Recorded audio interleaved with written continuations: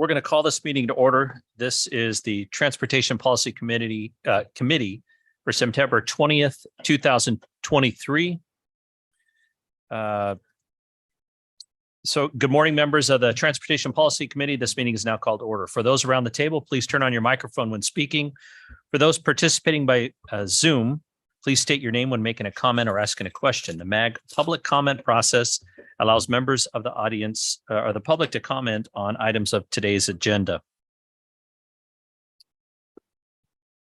or on items that fall under MAG's jurisdiction. If you'd like to comment at today's meeting, please fill out a request to speak card located on the information table in the hallway and give it to MAG staff. If you parked in the garage, parking validators are available on the information table in the hallway. If you purchased a transit ticket to come to the meeting, please see staff for a ticket. Hearing assisted devices are available from MAG staff. We now begin the meeting with a roll call of all members. Thank you, Chair and members of the Transportation Policy Committee. When I call your name, please indicate you are present for the record. Mayor Beck. David Barry. Councilmember Butler. Present. You, Jen Daniels. Here. Thank you. Doug DeCluson. Mayor Gallego. Mayor Giles. Mayor Hall.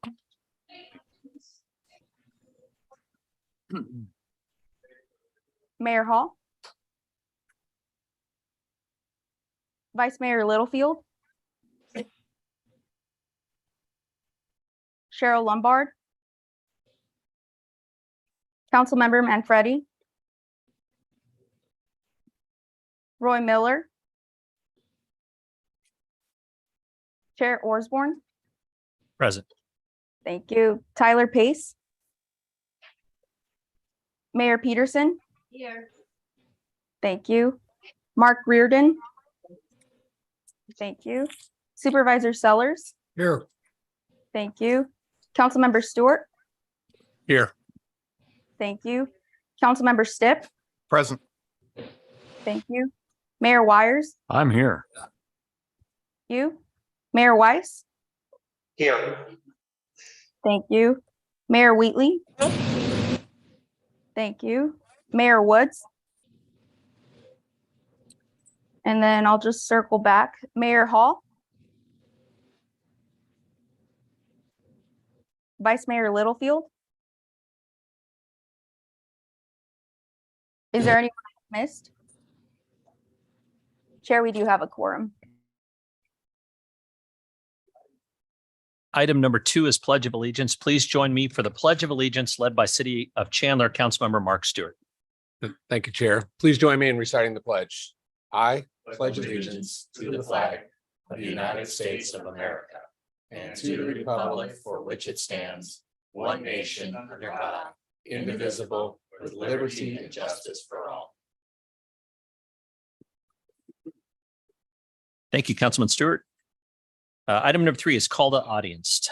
Call to the audience. Our next item is call to the audience. This is the opportunity for the public to comment on items that fall under MAG's jurisdiction that are not on the agenda or that are on the agenda for discussion and not for action. 15 minutes will be provided for the call to the audience unless the chair requests an exception to this limit. And I've received one speaker request card for call to the audience. It's Mr. John Chadwick. Come on up if you would please come to the podium.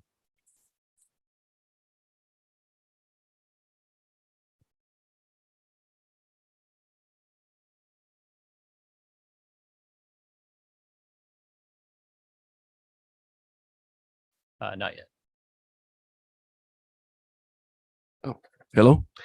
Yeah, my name is John Chadwick. I want to thank the city officials for allowing me to speak to the board or the council. What I was concerned about is how all these agendas are all tied to a carbon footprint or a carbon reduction program. And I just was hoping it doesn't lead to a carbon footprint for individuals where they start monitoring the amount of carbon we use or how much we drive. And anything else that has to do with any of the Green New Deal. A lot of these vehicles that are being produced, these electric vehicles, eventually they'll come down in cost. And that's my opinion, because there's a lot less moving parts on them. They don't have an exhaust system. They don't have carburation. They have a lot less parts than a regular automobile. And they should eventually go down in price where more people should buy them. But I could be wrong. And so a lot of this, these regulations or this stuff coming down from the federal government is based on the current model of cars, and it's going to change. So I don't think that we'll have to worry so much about the carbon footprint as it goes. The carbon reduction as it goes on with these street projects. My main concern is they don't get tied to the new Green Deal, all those policies that have other agendas in them besides just improving transportation. That's it. Thank you. Thank you, Mr. Chadwick. MAG also provides that is the only speaker request card we have. Great. Okay. I'm seeing head nods yes over there. Yep. MAG also provides the opportunity for members of the public to submit written comments via the MAG website. Any comments received 2 hours prior to the meeting have been shared with the committee members in advance of the meeting for consideration and will be included in the formal meeting minutes. And staff, have we received any online written comments for the call to the audience? Thank you, Mr. Chair. We have received 9 written comments for the call to the audience agenda item, which have been provided to the members in advance of the meeting for consideration and will also be included in the formal minutes of the meeting. Okay, thank you. Moving on to item number 4. Our next item is the approval of the consent agenda. Items 4A through 4D are on the consent agenda. Does any member of the committee have questions or request a presentation on any of these items? I'm seeing none and hearing none. Prior to the approval of consent agenda, do we have any members of the public who wish to speak or who wish to comment on any item on the consent agenda? And I'm seeing none, and I have no request to speak cards for the consent agenda items. That's still the case. Thank you. Staff, have we received any online written comments for the consent agenda? Thank you, Mr. Chair. We have received 1 written comment for the consent agenda item, which has again been provided to members in advance of the meeting for consideration and will be included in the formal minutes of the meeting. Okay, thank you very much. Is there a motion to approve? Second. All right, you didn't let me get through my script, but thank you. You guys are very efficient. We have a motion from Mayor Wires and a second from Mayor Wheatley. And we'll have those participating in the meeting online now take part in the voice vote by turning on their cameras and unmuting their audio. And we'll give you just a second to do that. We need to see the faces of everyone to participate in the voice vote. This is to speed up the voting process. For those who cannot or do not want to turn on their camera, staff will conduct a roll call vote. Staff will only call on those virtual participants who did not turn on their camera. Members, please leave your cameras on until after the roll call vote so staff can count the people's names whose cameras are not on. Okay, I'm seeing everybody's smiling face up there. This is fantastic. Can I have a voice vote of those in the room and those online? Those in favor say aye. Aye. Aye. Okay, and those opposed say nay. Fantastic. Members, please leave your cameras on. Staff, can you take a roll call vote of the members participating virtually who did not turn on their camera? Thank you, Chair. When I call your name, please indicate how you vote. Vice Mayor Littlefield, how do you vote? Aye. Thank you. Chair, the motion passes. Fantastic. Thank you.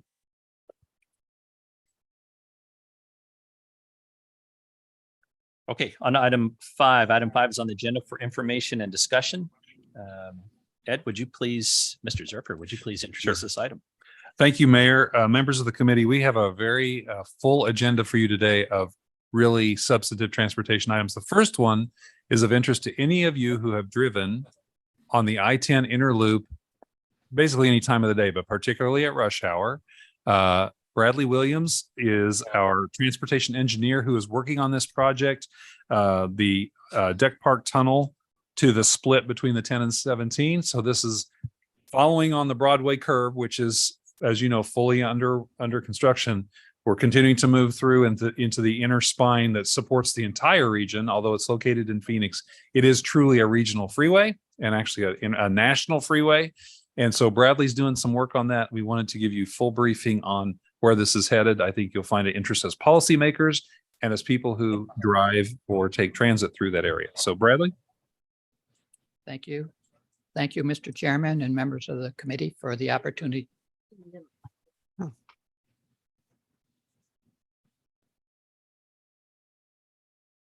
It's not working now?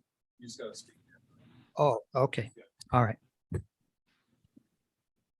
Thank you, Mr. Chairman and members of the committee for this opportunity to speak about the corridor study on I-10 in the Inner Loop. Project was funded in the 2022-2023 biennial unified work program. And it started last year. Next slide, please. The study area, as Ed had mentioned, starts at the tunnel, which you see in the, oh, I'm sorry. Move back one slide, I'm sorry. We are here to update you on the project and also to let you know that there is a public engagement program that will be starting up later this month and to be aware of that. Okay, let's move to the next slide now. And this is the study area. It begins with the purple square on the left side there where is the tunnel, goes over to the mini stack south past the entrance to the airport to the split. And there's a section of the 51 from Thomas Road down to the mini stack that is included as well. This section is actually the highest traffic demand in the region. If we, you can see that the section between the tunnel and 7th Street carries 309,000 people a day earlier this spring. And that was the highest number that we had in the reading at that time. Slide, please. So this study is a high-level study. Oh, next slide, please. This is a high-level study. We want to look at the problems and issues that this corridor faces. Next slide, please. And we want to find the most cost-effective and implementable solutions to those problems. Next slide, please. And this project, the recommendation of this project will establish the framework for improvements that are funded by the Prop 400 extension going forward. Next slide, please. So the issues that we're considering, these are the agencies that are helping us in the study. Next slide, please. So the issues we're considering include understanding the role of the inner loop, ongoing plans in the area, and the needs of the surrounding communities, among other things. Next slide, please. Here are the objectives that we have for the study: improving safety, enhancing traffic operations, enhancing access to and from all areas of the region, and that includes major employment centers such as Tempe, for which this project still has an influence. And of course, we also want to protect the neighboring communities. Next slide, please. So we'll begin with safety. This section has a lot of crashes. Next slide, please. There are some numbers here. I just want to focus on two of them. The first one is 5.4 crashes per day on average between 2016 and 2021. In that 6-year period, that has been the average. Next slide, please. The red dots that you see here are the hot spots where the highest frequency of crashes occurs. Next slide, please. I also want to look at the bottom number there, 1.2 severe crashes, severe meaning severe injury or death resulting from the crash, 1.2 every month during that time period. And you can see the severity hotspots. If you can see the little black dots in this graphic, those represent the death that occurred during that 6-year period. Next slide, please. So now we want to move on to operations, and we certainly have our job cut out for us here. So we want to start with analyzing where the bottlenecks are, how those create queuing, where the queuing starts and where it ends, what weaving is occurring. And at this point, what I'd like to do is take us on a little drive, if you don't mind. Next slide, please. So we're going to start at the mini stack and we're going to head south on I-10, going towards Sky Harbor Boulevard. And at this particular time of day, the information on this slide, by the way, is coming from our model. We have a micro simulation model that very closely calibrates with actual data that we've collected. And so this is pretty much an actual experience. You may even have experienced yourself. So as we're moving along, we're going quite fast, almost 60 miles an hour. Next slide, please. But suddenly that speed changes dramatically and everybody is slamming on their brakes and we slow down. Next slide, please. As we move past the ramps that come in from the mini stack, we get to the Washington Street off ramp and we're slowing down yet even more. Next slide, please. And that continues even past Sky Harbor Boulevard exit. We're now down to 8 miles an hour. Now, I think we've all experienced that as we're driving and we see speeds get slower and slower. What's happening on the ground causing this actually starts at the other end. Instead of from the left to the right, it starts at the right. That's where bottleneck is, and that's where the queues are. And what happens over time is the queues get longer and longer and move to the left. And so what happens is that the point where you're dropping down from 59, 22 miles an hour is moving in the left direction while this event is occurring. And so that's how we're analyzing this on a linked basis. And what we see then is where this queue starts, the vehicles in the right-hand lane are moving very slow. The vehicles in the left-hand lane are still trying to go 59 miles an hour if they can. That creates a speed differential. And I want to focus a bit more on that in the next slide. So we move to the next slide. This is actually information that came from metadata, information from actual cars, and it's showing the speeds of those cars. This is on I-10 at the 16th Street off-ramp. The red dots are cars that are moving very slowly. The yellow dots are cars that are moving much more rapidly. And you can see it's the right-hand lanes that are slow. The left-hand lanes are fast. Next slide, please.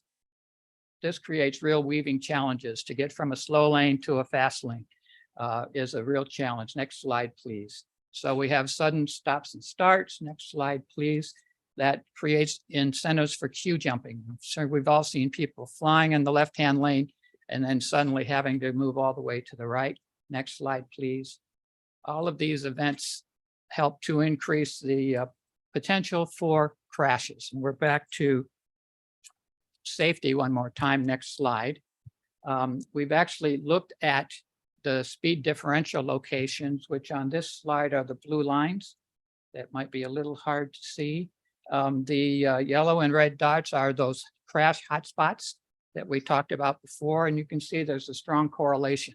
So as we go forward, if we can reduce the amount of speed differential, we think we can also reduce the number of crashes.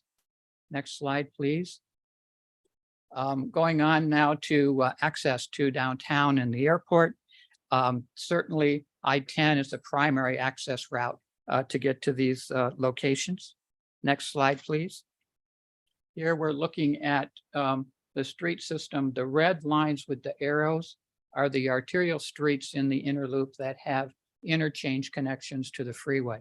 So not only are we looking at the freeway and the interchanges, but we have to look at how the cars are going to get from the freeway to downtown and to the airport. And that requires us to look at the arterial streets as well. Next slide, please.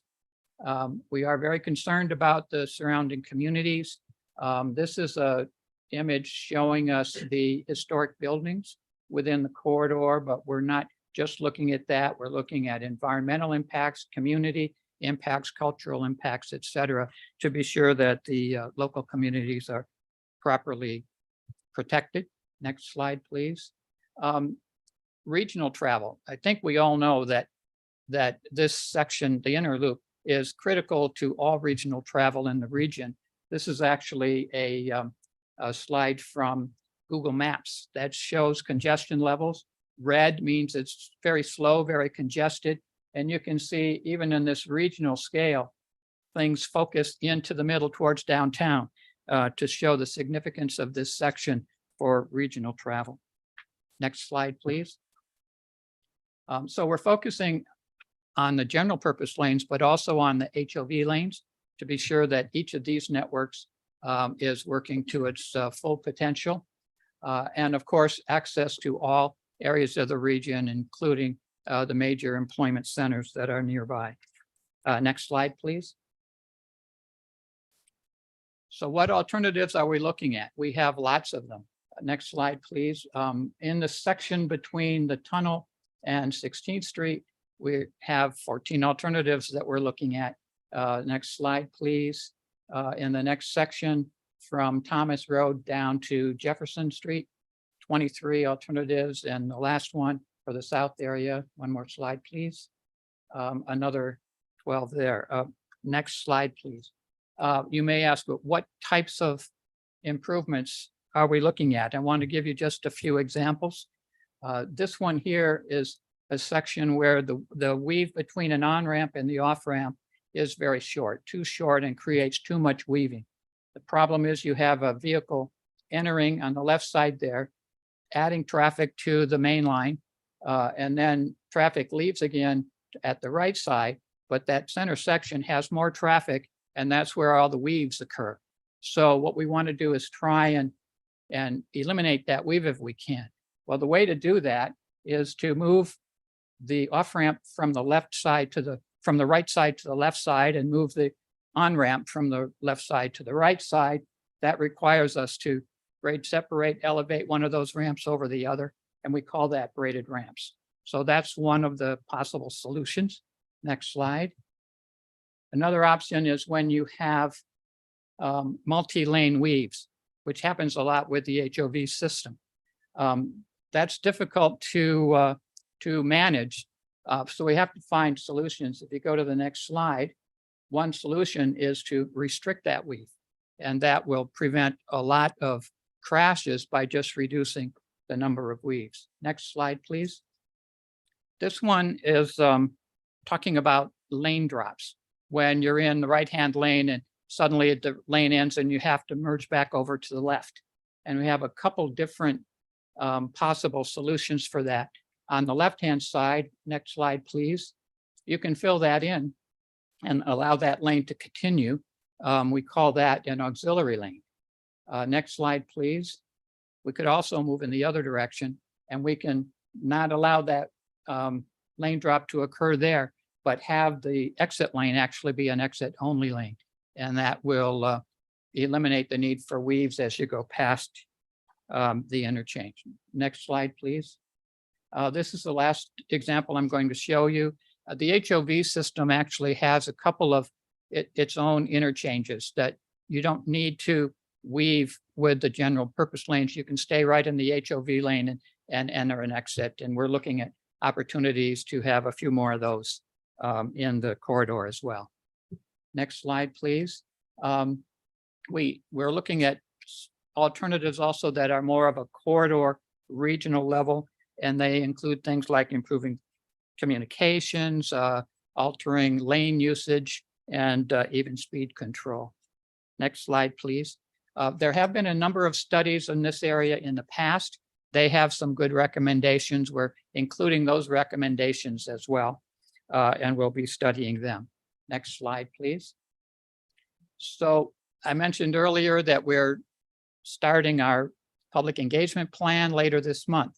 It's going to begin with a website that is ready to go virtually immediately after this meeting. Then in a couple of weeks, there will be a virtual survey where we're going to be asking the public for comments and suggestions.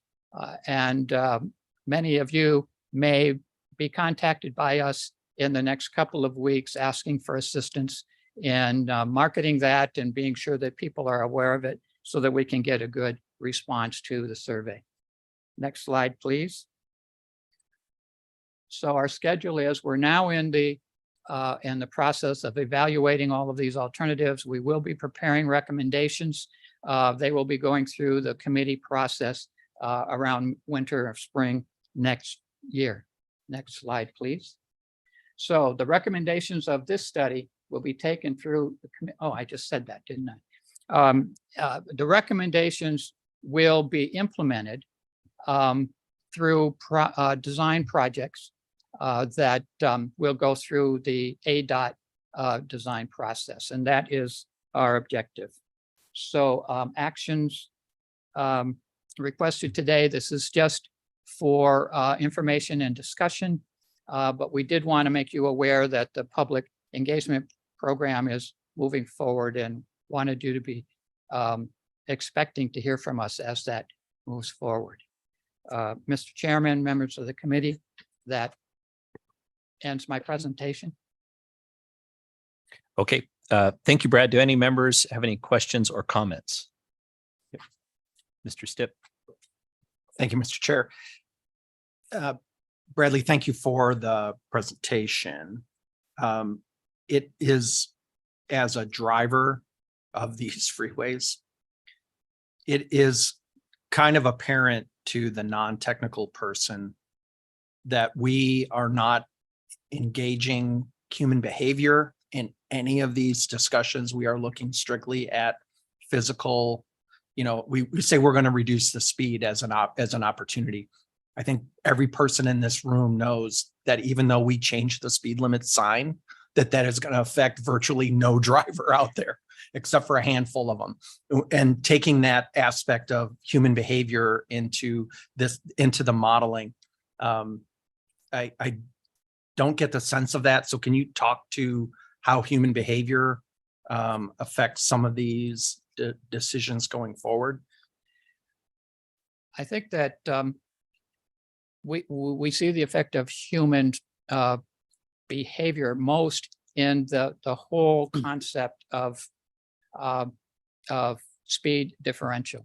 We know that if you want to get in take an exit, you need to be in the right lane to do that. We know people don't all do that if there's a queue. So that certainly is a problem. I don't see that education is going to be very successful in changing that behavior. So what we need to do is to find design solutions that makes that behavior less problematic.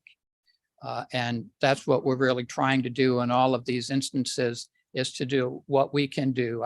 I worked in another location where the concept was you have to design so that the idiots can't do what they do.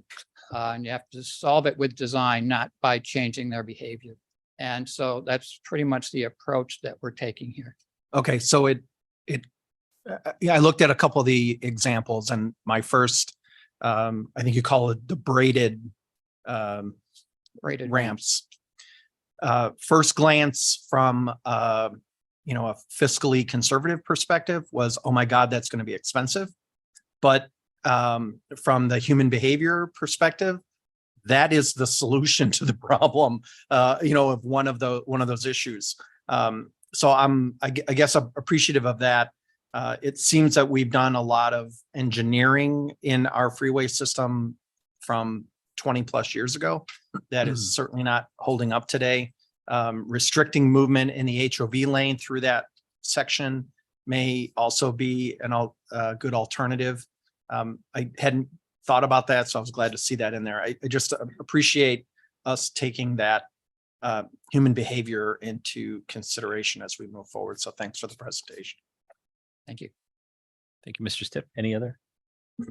Mr. Stewart? Thank you.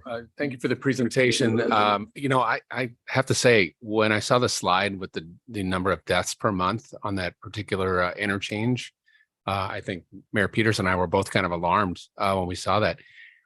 Is there anything, I know this isn't the part of this presentation, but is there anything that can be done from a design standpoint to sort of curb that now? Is there anything that seems rather urgent comparative to other intersections in the community? Are your thoughts? Or maybe as we go through this process, we know that some of the improvements can be done quickly. Some of them will require much more time. So we'll be looking at that as an opportunity and trying to recommend a series of improvements that will start right away and move forward over time. Okay, thank you. Agree with you that it is an issue that requires our attention. Thank you. Mr. Zerker, is there something that we can talk about maybe offline that can be done temporarily to help with those particular areas? Thank you. Okay, thank you. Yes, Mayor Wheatley. Thank you, Chair. I know as member agencies and as this organization, as a state, we're always looking and pride ourselves on being innovative and creative. And I think this really speaks to that. 23 alternatives is significant. So I love to see some of those I'm familiar with, others I'm not. Thankfully, I don't have to drive this route regularly. But I really appreciate this presentation and bringing this awareness to us, but most specifically for that creativity of all those options and knowing that, okay, some financially aren't ideal, but in that area, in that short, small area, that may be the best solution given those statistics. So again, just appreciate the creativity on this and making this a priority. Thank you. Okay, any other in the room? I'm seeing none. Anybody online wish to speak? And I'm hearing none there. Mr. Chair, Yes, I Mr. just- Zucker. to Councilmember Stewart's point, my staff and I have a regular monthly meeting with ADOT. I'm going to take this slide and talk with Director Toth about that and see together if we can come up with some ideas more immediately about that section. So to your point, yes, we'll advance that conversation more specifically, and we'll use that slide actually. Thank you, sir. Yeah. Brett, I think I speak for everybody when we say go fast because we traverse this. I know I do probably a couple of times a week, and this area is kind of like a box of chocolates. You really never know what you're going to get in this. Sometimes it cruises right through, and then other times it's that picture you showed with all that traffic backed up. So appreciate the conversation and the studying and work that's going on it. And looking forward to the solutions. Thank you, Mr. Chairman. Thank you. Members of the community. Okay, item 6 is on the agenda to recommend acceptance of the MAG Regional Electrification Readiness Strategic Plan. Mr. Zerker, will you please introduce this item? Thank you, Mr. Chair. This is an action item for the committee, and it follows on direction from about a year ago for the region to think strategically about how we get ready for a future of electric vehicles. And this is about being coordinated in particularly infrastructure to support where the private sector is going, which is an increased uptake of electric vehicles in the region. And Kara will tell you, we have more electric vehicles being purchased in this region than the average in the United States. So there's more uptake of electric vehicles faster in the Maricopa and the MAG region than in other parts of the country on average. And so wisely, the regional council and the TPC said, we better be ready for that. So to that end, the staff has done that. And so we have today Kara Nasser, who's a transportation planner. She's going to walk you through what's in this regional electrification readiness strategic plan. And at the end, we will ask for your approval or recommendations on this plan. Kara? Thank you so much for that introduction. Chairman Orsborn, members of the Transportation Policy Committee, pleased to be here today to present on this plan. Next slide. So an overview on the study, as Ed had mentioned, this was a directive by our MAG Regional Council and Transportation Policy Committee. There's a couple of mayors with some direct interest or ties to this effort. I'll just mention quickly Mayor Gallego, in alignment with the City of Phoenix plan to install 500 public stations in the near future, and Mayor Giles, who has recently joined the U.S. Joint Office of Energy and Transportation EV Working Group. So this is relevant, as Ed had mentioned also, because EV adoption in this region is surpassing the national average, but also as a whole, EVs are being adopted across the nation at a rate that was faster than anticipated and is expected to be significant over the next 2 decades. Also in our region, our EV industry is growing. We have a couple of notable facilities, including LG in Queen Creek, Core Power in Buckeye, and Nikola Corporation in Coolidge.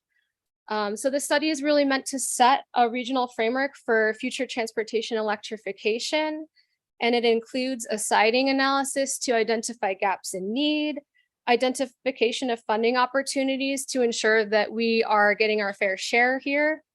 And also we found that coordination and collaboration, as always, was just a critical process and thing to build a foundation on. So next slide, please. This slide outlines our planning process. We kicked off in the fall of last year, and we recently wrapped up the plan last month, and it's on your agenda for acceptance today. Next slide. I want to note here the critical importance of the member agencies in this process. This is really a member agency driven process at the end of the day, and it was anchored by your engagement of the project. We had 3 key stakeholder meetings throughout the process. We also engaged with our utilities, APS and SRP. We wanted to understand their current efforts and the challenges that they are all facing, which inform the study significantly. Also, we engaged a number of partners because we ultimately recognized that many of these strategies could not be implemented without their support. Our collective outcomes and goals really rest with our utilities and partners. They are largely responsible for executing this plan. Partners, I just wanted to make a quick mention, included members of the business community, public health, technology, workforce development, and energy representatives, among others. Next slide, please. So you may recognize this slide from last spring. I just wanted to refresh quickly on some charging basics. So we have our level 1 chargers, which are the equivalent of plugging into your regular household outlet. So charging takes quite a while, which makes these chargers suitable for household use. If you're parking your EV overnight in your garage and charging, for example, overnight parking lots. Next slide. Then we have level 2 chargers, which deliver household electricity with increased power and speed. These chargers are more often found in public charging applications, places where people would be running errands and stopping, for any amount of time. And these are the most popular option for public facing chargers because they balance speed with cost. Next slide, please. And finally, you have your level 3 or direct current fast chargers. These are suitable along highways, freeways, because they really drive a lot of power in a short amount of time. And I just wanted to note here, in public applications, you'll often see banks of chargers. You'll see a cost estimate range that can be quite wide in some cases here. That's just to capture that these costs are really illustrative, and the costs associated with installation can vary based on operations, maintenance, and proprietary costs associated with software and hardware. Next slide. So part of this study, we really wanted to understand our future needs. And so we did an analysis using the EveryPro Lite tool developed by the US Department of Energy. And we found that what we will need in the future by 2045 is 37 times the amount of level 2 chargers we have today, and 60 times the amount of direct current fast chargers that we have today. Next slide, please. So another major part of the study was doing a siting plan. This was identified as a high priority by the regional council. We really wanted to coordinate infrastructure placement and avoid duplication. So the approach that we took was identifying areas of high demand based on characteristics like population density, employment density, and charging gaps. So the map that you see here is an aggregate result of all of the goal criteria that was identified by the members in this plan effort. But charger placement ultimately will depend on what factors are important to each member agency, so member agency priorities, and what the local conditions look like. So this example weights all of our goal criteria equally, and the top locations that came out for level 2 charging ports were around downtown, midtown, and North Phoenix, Tempe, and Mesa.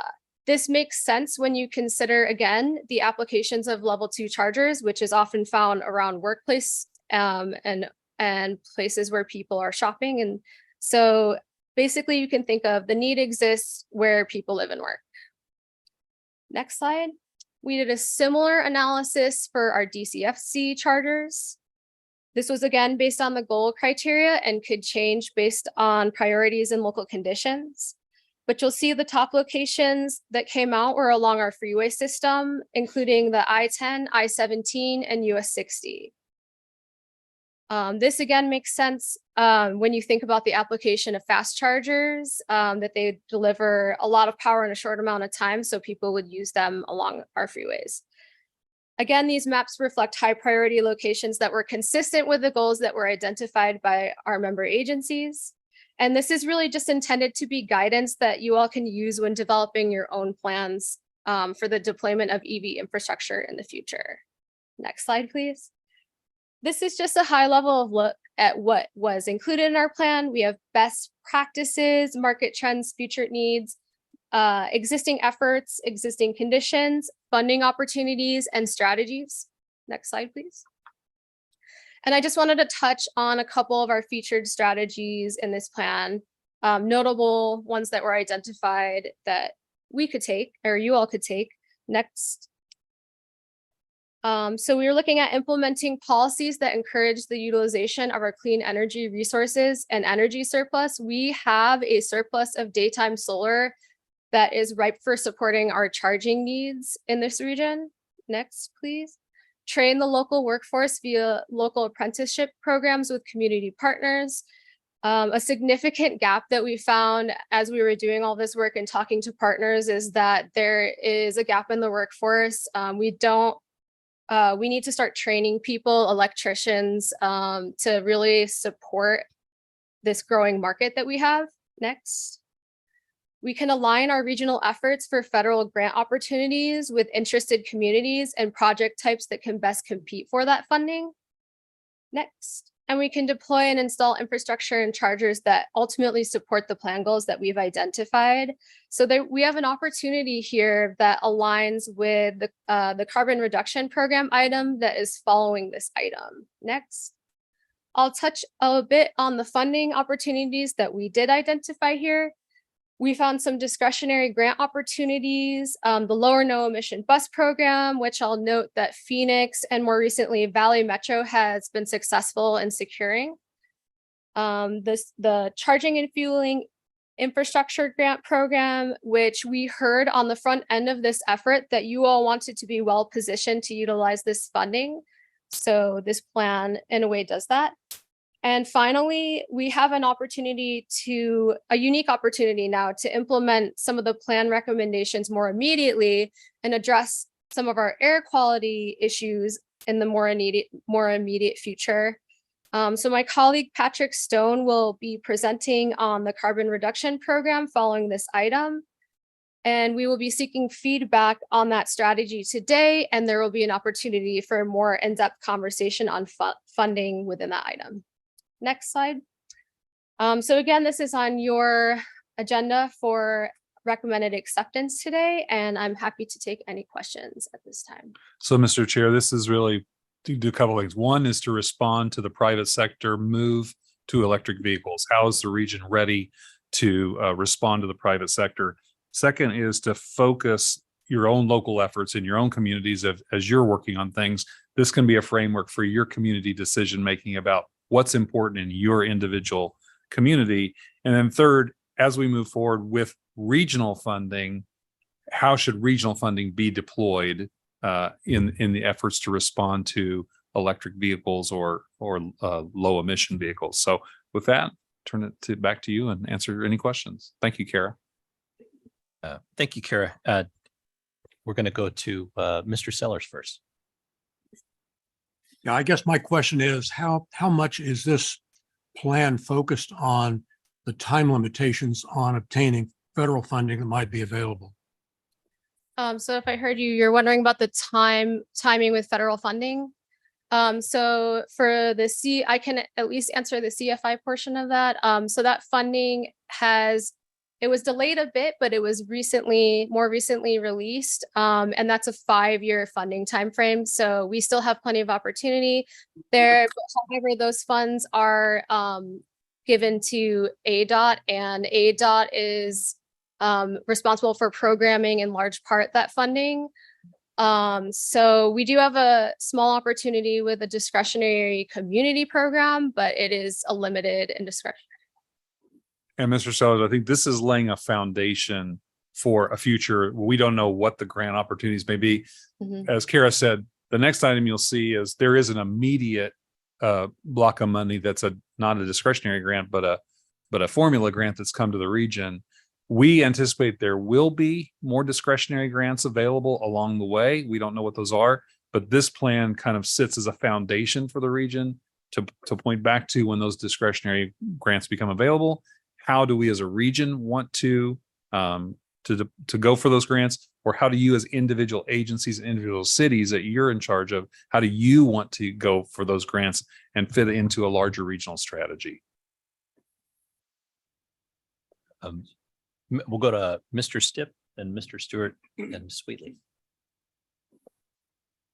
Sorry, I just cannot not laugh at Mr. Stipp. Sorry. Bill, go. Yeah, it's just not. My father's been dead for like 40 years and I still can't get over it. I know the answer. Yeah, exactly. Now everybody knows exactly what buttons to push.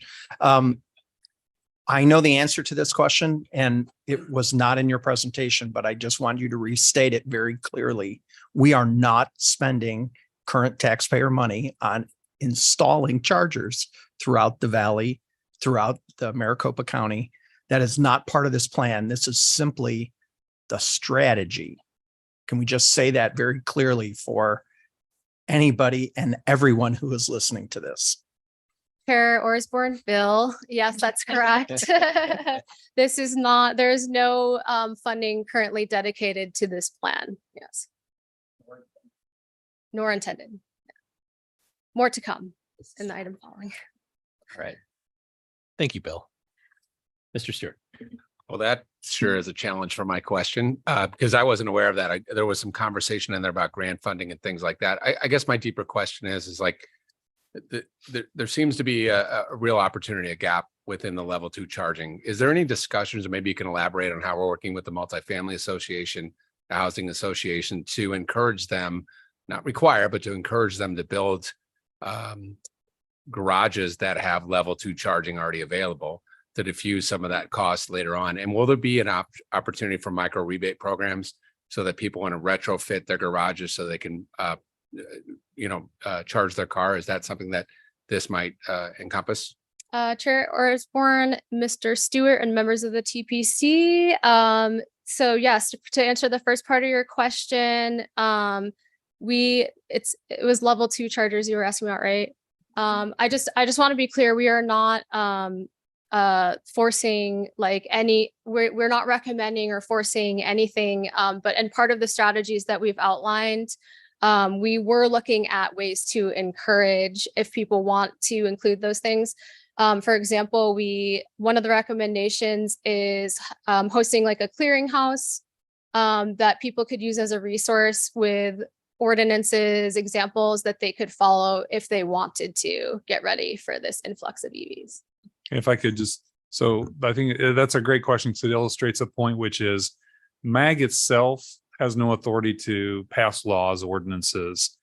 The strategy would give you resources if you and your local community wanted to do something with the multifamily community, multifamily housing group in your own ordinances that you control. You could point to this as we know we're electrifying rapidly in the region and we want to be strategic in providing that. What this says is it identifies the best strategy is to deal with level 2 chargers, because that's what the majority of people are going to use and need. When you're driving to San Diego, that's a whole different thing. And that's what Kara said ADOT is focusing on. But when you're living 95% of your life in town, going to work, going to school or with your kids, level 2 charges is where you want to focus. And then where are the areas where they're going to be in most need is what this is identifying. So but the specific council member that you identified about, getting with micro rebates and that sort of thing, that we leave that as a local government decision for our member agencies to decide how best to do that. There may be grants that you would want to pursue in the future for that, but that's not part of what we are offering at MAG. Well, I If that appreciate the answers your clarification. question. No, it does. Absolutely. Thanks for the clarification. Mayor Wheelie. Thank you. My questions were along recognizing that the EV private market is growing, also recognizing that multifamily is growing throughout the state. And I look at it from a planning and zoning perspective, but I'm curious as far as chargers with all the new development for multifamily, and those are being built. How common is it to have charging stations? Is that something I don't know if maybe this got into that, how common that is with the new developments versus older developments and just the demand that they have and whether they're being provided for now within its own development. Chair Ersborn, Miss Wheatley, that's a good question as well. We did identify as a best practice, including incentives for new multifamily housing units to be like EV ready in terms of capacity. It's something that we see a little bit here in the region, but it certainly isn't done on a wide scale. And it was a strategy that was identified in the plan. Okay. Multifamily housing in general is a big challenge when it comes to EV charging, and we can address a lot of access, opportunities with that. So. But as of right now, it's just a small percentage that is incorporating that into new development. That's correct. Okay. Thank you. Okay, Mayor Wires. Yeah, thank you. More than a year ago, my city actually had one of the largest home developers within our city come to us, and quite a few homes, 1,400 some number of homes. One of the things that we encouraged, we didn't twist our arm. We just encouraged, and it made sense to them. But every home being built in that development will have a charger, a home charger. And here's the beauty of it is it's something we don't need MAG, we don't need the state, we don't need the feds to tell us to do it. Something as mayors we should be doing on our own. And what we found very quickly, the general contractor loved it because they don't have to compete with people, same type homes that aren't putting them in for the little teeny tiny difference that the homeowner actually has in the cost, which I think is less than $1 a month in payments for 30 years. It's a no-brainer. Everybody expects someday they probably will be driving an electric car. And if they don't need it right now, it doesn't wear out. It doesn't break down. And so they found it something that actually made it easier to sell homes, not harder. So I would encourage any mayor, any council member, talk with your developers about doing that, encourage them. And you have tools at your own opportunity that you can, whether it's permits or things like that you can discount, but to encourage that. So that would be my recommendation. It worked great for us. Thank you, Mayor Wires. And the strategic plan itself document, it's very dense, I know, but within there, your staff can go and find. We went through cities and best practices that we identified in regional cities, and there's some of those examples are listed in the strategic plan. Okay. Anyone else? Room one. Mr. Chair, Ken Weiss. Okay. Mayor Weiss, go ahead. As part of the conversation that happened a year ago that led to today's summary, there were a couple of points that were brought up at the time, and one was the need for the expansion of the power grid to power the increased amount of charging stations, not only in residential areas, but in commercial areas throughout the valley. So at some point in the future, I'd kind of like to have an update on that, kind of what is APS's SRP's plans to increase that. As we talk about solar surplus during the day and helping power some of those chargers, I think it also makes sense to further discussion on, will MAG take a policy on battery storage to allow that to be stored, to give guidelines for cities on that. Avondale has one of the largest battery storage complexes being built currently in the state, and that will help in some ways. But I think battery storage, especially at nighttime when everyone comes home and they're going to plug in and there's already a high demand on the grid, what does that look like and what are the challenges and how do we meet those challenges in the future? Number three is when we talk about multifamily, we can absolutely encourage new development in multifamily to include a commensurate number of charging stations for residents. The problem is in the future, that number of charging stations is going to be inadequate as more people get charging vehicles or get electric vehicles. So I think it makes sense also for MAG to look at some of the technologies that are out there in charging. One of the ones that's kind of unique and kind of exciting is for retrofitting parking areas and apartment complexes. And we've all seen them. The parking areas are covered parking. They go on for the length of the facility. And some of the new technologies are actually the charging cables are able to be on a rail and move back and forth. So if someone has an electric vehicle at one side, they just pull that charging cable down there, they charge, and it kind of goes back and forth. So there's some technologies out there that are developing. I'm excited about what I heard today. I appreciate the fact, and Bill, thank you for bringing up the fact that we're not telling anyone. We're not mandating this today for us. It's MAG giving guidelines to cities and to agencies to help them do the best they can with emerging technologies. So thank you, Mr. Chair. Thank you, Mayor Weiss. Good to see that you're being safe sitting in your living room there with the seatbelt on. There's nothing back from them. That's rare. Yeah. Chair, Anyone else online? Any comments? Chair, Jen Daniels here. Jen Daniels.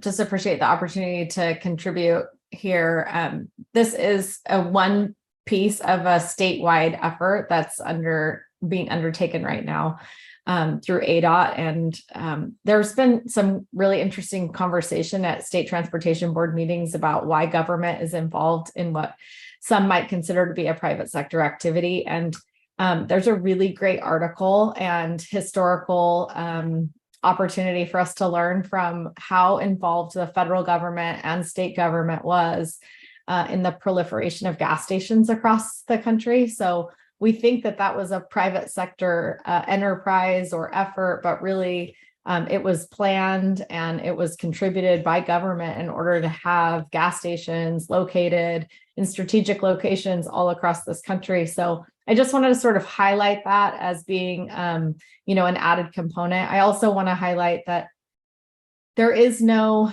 battery without mining. There is no battery in a vehicle without the manufacturing component. This is definitely a bigger topic of conversation. And I just want us to be sensitive to the fact that there are so many different industries that are touched by and that are stand to gain from our efforts. So I just wanted to highlight that for everybody. And just if you have some spare time, it might behoove all of us to go back and look at the history of our country and really how we sort of came to be a vehicle-centered country. And there's some great value in that. Thank you, Ms. Daniels. Can you share out that the link to that? That would be interesting. I think that was one of the comments previously. I'll send it to Mr. Zucker. Thank you. Thank you. Perfect. Anybody else wish to speak on this? Mr. Chair, I just want to circle back one more time, Councilmember Stewart's point. More specifically, not to get too far in the weeds, but there's a strategy in here, strategy 14A, if you're keeping track, actually says that the action will be to collect and showcase best practices in development agreements, building code updates, charging station siting criteria, parking design standards, and zoning updates, which we as MAG will work to collect with our member agencies. So that's available for everyone to see. So for example, Mr. Wyer's talking about what they've done in Glendale. We want to collect those together so you can learn from each other's experiences as you are making local decisions in your agency.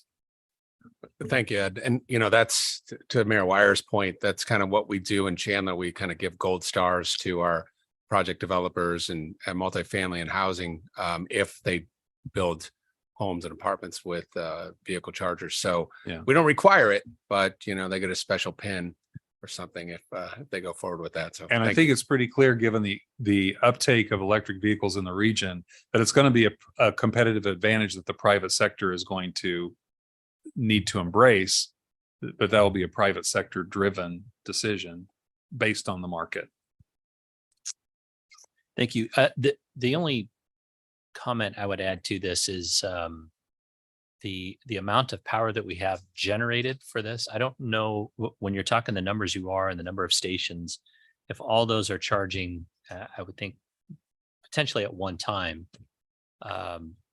what that power need is, and I wouldn't overlook that with our power providers out here. We've had some projects come in where specific power providers in our region are saying, hold on just a second, we need to figure out how we're going to generate the amount of power that project specifically is taken on some of those larger power users. And I don't know that this gets to that quantity, but it's certainly a factor in what's coming along. So I would recommend sharing this with APS and SRP specifically. Chair Osborne, we did coordinate significantly with APS and SRP, held interviews with them, and they were also included in our strategies discussions.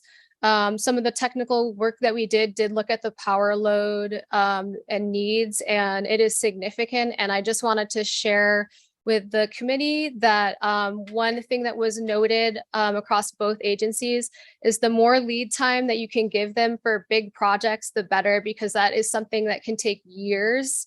And they said people will come in with a certain expectation of a timeline, and it usually is way longer than they ever believe. So I just wanted to note that for the benefit of everyone. Yeah. Thank you. Yep. Okay, prior to recommending acceptance, do we have any members of the public who wish to comment on this agenda item? I have no speaker request cards. Are there any other speaker request cards? Seeing none. Staff have received any online written comments for this agenda item? Thank you, Mr. Chair. We have received one written comment for agenda item number 6, which has been provided to the members in advance of the meeting for consideration and will also be included in the formal minutes of the meeting. Okay, thank you very much. Is there a motion to approve agenda item 6? So moved. Second. Bill made the motion. Thank and Mayor Wheatley seconded that. We'll have those participating in the meeting, just Bill, in the meeting online now take part in the voice vote by turning on their cameras and unmuting their audio. For those who cannot or do not want to turn on their cameras, staff will conduct a roll call. Please leave your cameras on until after the roll call vote. And okay. We're gonna have a vote. Voice vote of those in the room and those. Aye. Aye. Aye. Those opposed say nay. Okay, members, please leave your cameras on. I'll vote of the members participating virtually. Thank you, Chair. Vice Mayor Littlefield, Yes. how do you vote? Aye. Thank you. Mayor White? Aye. Thank you. Chair, the motion passes. Thank you. I think that was a great conversation. Thank you. Very Item interesting. 7 is on the agenda for information and discussion. Mr. Zerker, would you please introduce this item? Thank you, Mr. Chair. This is an item that's here today for discussion because we want to get some input and then it will come back for action later. But it's an example of a funding opportunity that we have, that you can align what we learned in the electrification strategic plan with this funding opportunity. It's more than a funding opportunity. The funding exists with us now. We have to indicate what we're going to do with this money. And with that, Patrick Stone, who is our Transportation Improvement Program Supervisor, will walk you through this program named by the federal government, the Carbon Reduction Funding Program, and you'll see how the two might tie together. Patrick? Thank you, Ed. Good afternoon, Chair Osborne, members of the Transportation Policy Committee. It's a pleasure to present this item for you today. As Mr. Zerker noted, this is on the agenda for information and discussion. Next slide, please. So before I get into the presentation, just a brief overview of the presentation. I'm going to start with an overview of the Carbon Reduction Program, especially as it relates to regional funding policy. Next, I'll talk about eligible uses of the carbon program and especially where they may have some benefits to the regional ozone issues. Next, I'll present a recommendation for programming the carbon funding and then outline next steps. Next slide, please. And one more, please. Thank you. So the carbon reduction program is one of the new federal formula programs created as part of the Infrastructure Investment and Jobs Act, or the IIJA. This was signed into law back in November of 2021. And I really want to call attention to what the intent of the carbon reduction program is, which is to develop strategies to reduce carbon dioxide and fund projects that reduce transportation emissions from on-road sources. It's important, as we'll see that come back later in the presentation. Next slide, please. So as with all other federal funded projects, these projects must be added to the TIP and they have to align with our regional transportation plan, or RRP. They're also treated like all other regional projects using federal funding in that they have to follow the federal project development process. And then finally, as Ed alluded to, this funding is actually allocated directly to the MAG region. This is not something we applied for. This is not a discretionary grant. This is like other federal formula program funding allocated to the region, and that we do have to find a way to use that funding. Next slide. Chair. Excuse me, on the previous slide, when it says projects must be added to TIP with align with RTP, is that our policy or the federal policy? That's actually part of the federal policy. It's covered in 23 CFR 450.3.6. When you have a TIP job, you know that one by Made that up. All right. Yeah. you know that piece of the CFRs better than any in this position. No, but a great point. Yes. Thank you. Mhm. So the Regional Strategic Transportation Infrastructure and Investment Plan, or RSTIP, was approved by this Transportation Policy Committee, ultimately approved by Regional Council back in June of 2021. This is the investment plan, or the Prop 400 extension program, and recently acknowledged in statutes with passage of SB 1102. But where I really want to call attention is this was passed prior to IIJA. So at the time that the RSTIP was developed, all regional funding sources were considered in the development of that plan. However, the carbon program was not part of that conversation. So next, I want to focus on eligible project activities. I do apologize. There is a lot to consume on this slide. There are numerous eligible activities. Most activities that you see on here are also eligible under other federal formula funding programs. The one thing I did want to kind of note, there is a couple of new eligibilities under carbon that don't exist previously, really related to alternative fuel vehicles and infrastructure, the impacts of freight, and in addition, energy efficient lighting and devices. Next slide. As I said, slide again, what I really want to do is I want to set up the conversation around ozone. Again, reducing carbon dioxide from on-road transportation sources. Next slide, please. You may have seen the slide previously. This just shows where the region is on the non-attainment spectrum. Currently, the region is classified as moderate for ozone non-attainment. Probably will be moving to serious in the near to immediate future. And where I really wanted to focus the attention is under the serious category, the item highlighted in bold, which says once you reach serious, there's an expectation of a 3% annual ozone reduction until you reach attainment. Next slide. Another slide that I pulled out from the past. One of the precursors to the formation of ozone is oxides of nitrogen. One of the greatest sources of oxides of nitrogen are tailpipe emissions. Also, one of the greatest sources of carbon dioxide are tailpipe emissions. Ergo, if you can find a project that addresses tailpipe emissions, you'll not only have a benefit for the carbon dioxide, you'll have a benefit for ozone. Next slide. So recommendation. So prior to getting into the recommendation, we had some considerations we wanted to use to better inform the decision we made. First, has regional funding been previously identified for one of those eligible activities? As I noted, numerous ones of those are already eligible under other federal formula funding categories. Second, as noted, this is a federal funding program. So how easily could one of those alternatives identified be implemented, knowing that the federal process does add complexity and costs? And then third, are there benefits to the regional ozone levels? This evaluation matrix that you see on the screen has essentially taken those eligible activities, overlaid the three considerations. And what we tried to find is where we had a synergy amongst all three. First, we looked at where projects were not currently funded as part of the investment plan. We also looked at those which would be most easily implemented using federal funding. And then finally, as you can see, across the board, most all of these eligible activities do have some benefit to regional ozone. When we did the, when we did the evaluation, you'll notice one category did have all three check boxes, and really it's alternative fuel vehicles. And I want to note, and I'll bring this up a couple more times, in this space, alternative fuel is not just EV, it's also hydrogen fuel cell.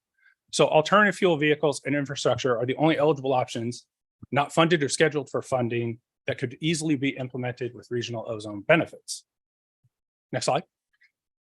So our recommendation is twofold. One is to invest in EV charging infrastructure, and second is to invest in EV and hydrogen fuel cell transit vehicles and our associated infrastructure. Next. So under electric vehicles, I'm going to pause here for a second and kind of go off script a little bit because of a question that came from Supervisor Sellers. ADOT is using, there was a new federal formula funding program that was associated with the electric vehicles, the NEVI program. That funding gets allocated directly to ADOT. ADOT has to use that on alternative fuel corridors. ADOT has identified filling in the regional gaps on the interstate system as the priority to the state. Conversely, there's also the discretionary grant program. It's $5 billion split in half. $2.5 billion was for communities where your member agencies can compete. The other 2.5 is also on corridors. Corridors being the key word, it has to be along an alternative fuel corridor as well. So the space where you can look at the federal formula funding and discretionary grants to compete is somewhat limited. Hence why there's a real opportunity here with carbon funding in the region. And as I note on the slide, that funding could be used to address regional needs, aligns with the regional electrification readiness strategic plan, which you recommended acceptance of in the previous agenda item. And the recommendation is to allocate 60% of the carbon funding towards this activity. The second recommendation is in the transit capital space. Currently, the region funds 80 to 85% of the cost of transit vehicles using either half-cent dedicated sales tax funding or federal formula transit funding. To this point, it's been used to fund conventionally powered vehicles, but there has been growing regional interest in exploring alternative fuel vehicles, both EV and hydrogen fuel cell. The thought is the carbon funding could be used to cover the cost differential between a conventional vehicle and an alternative vehicle. There is a substantial cost differential. And the recommendation is to allocate 40% of the funding towards a multi-year pilot to help fund that cost differential and also assess the viability of those types of vehicles in the region. Next slide. So where are we in the timeline? Right now, September, we're going through policy committee, getting direction from committees. Are we on the right path?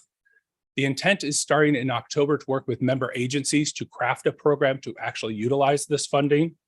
Hopefully coming back in November with recommendations to the policy committees about how to use this funding. And then if all goes well, sometime early in calendar year 2024, doing a call for projects to start programming that funding on projects. Next slide. And with that, Chair Orsborn, members of the TPC, that concludes my presentation. I'd be happy to take any questions. Thank you, Patrick. Do any members have any questions or comments? Mr. Stewart. I don't want to be the first one every time. You're it. Yeah. But it's exciting to hear about the hydrogen, right? And that's just starting to enter the conversation here recently. Just one of the things I want to be clear about. So none of this carbon reduction, I've got some neighbors that are concerned about, us reducing the width of roads and creating more traffic problems and things like that. In your recommendation, none of that will be part of this. Is that correct? Chair Orsborn, Councilmember Stewart, yes, that's correct. None of that, those recommendations are in that space. Okay. And so you're talking about 40% of the program going to like retrofitting current buses or things like, is that primarily like more granular? No, I should have clarified. My apologies. It would be actually covering the cost of new vehicles and then the differential in cost between a conventionally fueled, like a CNG or diesel hybrid versus an electric or hydrogen fuel cell vehicle. So it'd be to acquire new vehicles and then help cover the additional cost associated with those vehicles. Understood. And then final question, if you don't mind, Chair. What do you think the overall amount's going to be from that 6.8 for Maricopa? How much money? Sorry. No, a great question, Chair Osborne, Councilmember Stewart.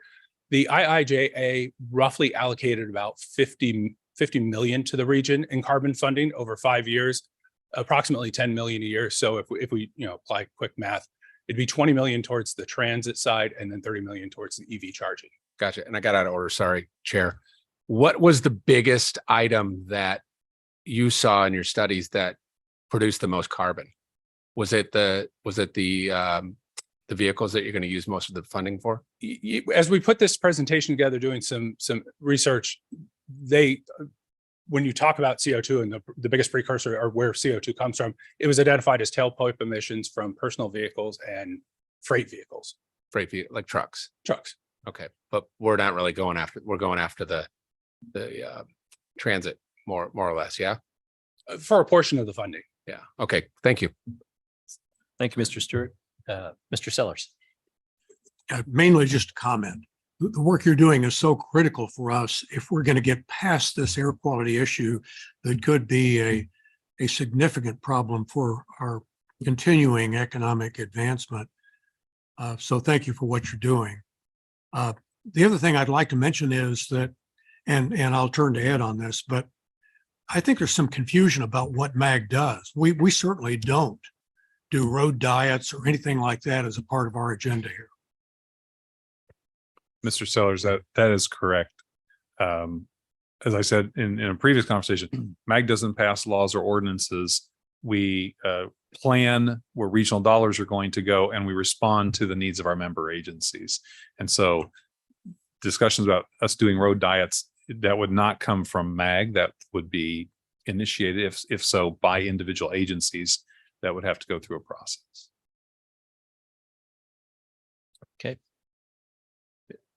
You're good this time? Bill's good, for the record. Anybody online? Right, here and now. Actually, if that's okay, I've heard the presentations that I think are sort of being alluded to, or and also read the publication that was sort of an anti-Prop 400 extension. I would just urge the members of this board to be really cautious about all of the misinformation that's out there. Our job is to really clarify this for taxpayers and to help them understand that we are focused specifically on our region, which is not to reduce options for transportation, but rather to increase options for transportation. And so I just, I feel like we're sort of dancing around this particular issue, the reports, some of the true misinformation that's coming specifically from one source throughout this region. And it's really dangerous to our ability to get things done, as we noted at the legislature this past session. So again, grateful for MAG and for the work that's being done here. I am glad people are paying attention to transportation. It's a passion of mine, obviously, but I really think we need to be very quick to squash the misinformation that's being promoted pretty prolifically, particularly throughout some of the legislative districts in this region. Great point, Ms. Daniels. Patrick, thank you. All right, item number 8 is on the agenda for recommended approval. Mr. Zerker, would you please introduce this item? Thank you, Mr. Chair. This is an item to the response to the legislation that was passed and signed by Governor Hobbs. It's for the Regional Strategic Transportation Infrastructure Investment Plan, mouthful. And it is as I said, responding to the legislation that had this framework had previously been passed based on the original program passed by TPC and Regional Council. Now that the legislature has acted and we have law that goes into effect next month, we're coming back to conform this to the legislative direction and to the law as it will stand. And with that, Audra Kester Thomas, who is our Transportation Planning Program Manager, will walk you through that briefly, and it is a request for action. Thank you, Mr. Zerker. Chairman Osborne, members of the Transportation Policy Committee, pleased to be with you here today at the end of a long process associated with enabling legislation to make conforming changes associated with the passage of Senate Bill 1102. Next slide. As we all know, the legislature passed Senate Bill 1102 on July 31st, which was immediately signed by Governor Hobbs the following day. Enabling legislation, as this body knows better than anyone, it does a lot of things. First and foremost, it directs the Maricopa County Board of Supervisors to call an election for a 20-year continuation of the dedicated half-cent sales tax first established by Maricopa County back in 1985. It affirms the responsibility and role of this body, the Transportation Policy Committee, as well as MAG's planning responsibilities and development of the annual fiscally constrained budgets for the three major programs, the freeway, arterial, and transit lifecycle programs. Next slide. There are several conforming changes that are necessary in response to Senate Bill 1102 and now more than 2 years worth of negotiations with our partners at the legislature. First and foremost, it affirms a 20-year funding horizon. This is cited in Governor Ducey's veto and was much discussed with the legislature. This body had recommended a 20-year portfolio of programs and projects with the negotiations at the legislature, agreement to a 20-year funding horizon, as was the case for Proposition 300 and 400 was agreed to. It codifies the sales tax allocations of 40.5% for freeways, 22.5% for arterials and regional transportation infrastructure, and 37% for the transit program. It also notably eliminates flexibility, something elected officials and you all felt strongly about, especially being prudent into the future. Given the negotiations with the legislature, this is one of the concessions the regional council made. It removes sales tax eligibility for rail extensions and expansions, but allows the region to continue to partner with our member agencies who have those priorities. It requires an annual transit fare box audit process in partnership with Valley Metro, which would begin in fiscal year 26. And it reflects a myriad of new definitions and naming conventions, including what we will be using for the next 20 years, the Regional Strategic Transportation Infrastructure Investment Plan, and because we love to use acronyms, RSTIP for short. Next slide. This is just an overview, of course, of the program itself. One of the best achievements out of this is that we're still able to implement the plan you all unanimously recommended and Regional Council adopted. That was the direction you gave us in enabling legislation, is to find a pathway forward that allows the plan built by and for the region and our elected officials to be implemented. It completes critical freeway linkages, including SR 30, I-17, and Loop 303, including SR 24, as well as SR 347 on its way to the city of Maricopa. It nearly doubles the amount of funding available to regional bus transit to improve and expand the system. It helps to partner with expanding high-capacity transit throughout the region. It is the dedicated funding source for ADA paratransit in our region, servicing and providing mobility and accessibility to our most vulnerable users, our seniors and disabled. It invests in over 1,000 miles of arterial widenings, improvements, and expansions across the region. And it, of course, supports investments in safety, emerging technologies, ITS, and non-motorized infrastructure. Next slide. So before you today is the recommended action to approve conforming changes associated with the Regional Strategic Transportation Infrastructure Investment Plan. Chairman, that completes my presentation. I'd be happy to answer any questions. Thank you, Audra. Any questions? Mayor Wires. Just a statement. She said all of that without saying scenario one time. Well done. Chairman, Mayor Wires, I have been asked and I will deliver accordingly. I'm on year 2 of that promise. Bill. Thank you, Mr. Chair. I just want to plant the seed for everybody to start thinking about this as we move forward with both the RSTIP and the Transit Lifecycle Program. The requirements for performance on this regarding the public transportation piece initially is going to be a very difficult challenge for the West Valley in its entirety, and may in fact perpetuate the current, as they refer to it, transit desert that we have in the west side. These performance requirements are going to potentially just make that situation worse. So I plant the seeds today. We've got 20 plus years to, I don't want to say figure it out, because I'm sure we'll do it sooner than that. But it is a distinct possibility that unless we really take some strong regional approach at how do we at least bring a spine of public transit out to the west side and then leave it up to the individual community to connect to that. This performance-based scenario is going to be probably the greatest challenge that we're going to face in the next 5 to 10 years. So I just want to get that out there. Thanks. Thank you. Supervisor Sellers. First of all, congratulations, Chief of Staff Audra. I just want to let everyone know that at Maricopa County, we have been talking with our elections people about putting together this plan now. We certainly want to ensure that we're doing everything right. We do not want to risk a lawsuit over the way we put this out to the voters. And we all are now talking also about how to put together a campaign. Thank you, Supervisor Sellers. Any other comments here? Comments online? Okay, prior to recommending approval, do we have any members of the public who wish to comment on this agenda item? And I do not have any speaker request cards.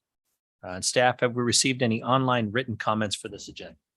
Thank you, Mr. Chair. We have received one written comment for agenda item number 8, which has been provided to the members in advance of the meeting for consideration and will be included in the formal minutes of the meeting.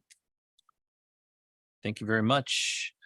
Is there a motion to approve agenda item number 8? So moved. Second. I have a motion by Mayor Peterson and a second by Bill. We have we'll have those participating in the meeting online now take part in the voice vote by turning on their cameras and unmuting their audio. For those who do not want to turn on their cameras, staff will conduct a roll call. Members, please leave your cameras on until after the roll call vote so that staff can count the people's names whose cameras are not on. Can I have a voice vote of those in the room and those online? Those in favor say aye. Aye. And those opposed say nay.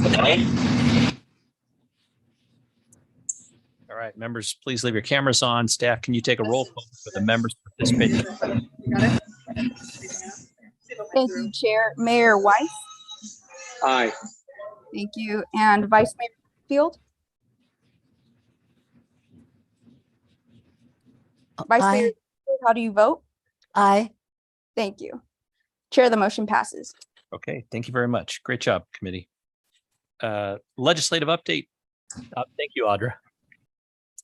Legislative update, MAG Executive Director Ed Zerker will present the update. This item is on the agenda for information and discussion. Thank you, Mr. Chair. The legislature's on recess and so is the legislative update. So there's no report today. All right. Great, thank you, Ed. Any members have any questions or comments on this specific item? All right, seeing none, we're going to keep rolling. Item 10, request for future agenda items. Are there any requests by TPC member for an item on future agenda? Okay, hearing none. Item 11, comments from the committee. Any comments or announcements from the membership? All right, hearing none. The next meeting of the Transportation Policy Committee will be on Wednesday, October 18th at 11:30 a.m. with no further business. Today's meeting is adjourned. Job, Chair. Well done.